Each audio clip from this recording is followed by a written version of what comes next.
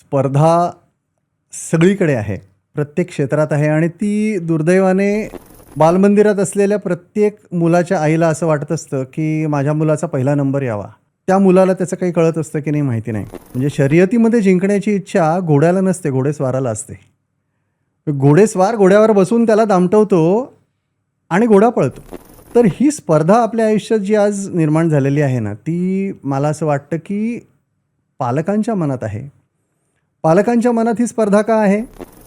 तर त्यांना कुठेतरी वाटत असतं की मी जे मिळवलं ते माझ्या मुलाने मिळवावं किंवा मी जे मिळवू शकलो नाही ते माझ्या मुलाने मिळवावं. एंड रिझल्ट माझ्या मुलाने ते मिळवावं. यामधून काय होतंय की मुलाला लहानपणापासूनच आपल्याला स्वतःच्या व्यक्तित्वाची जाणच नसते.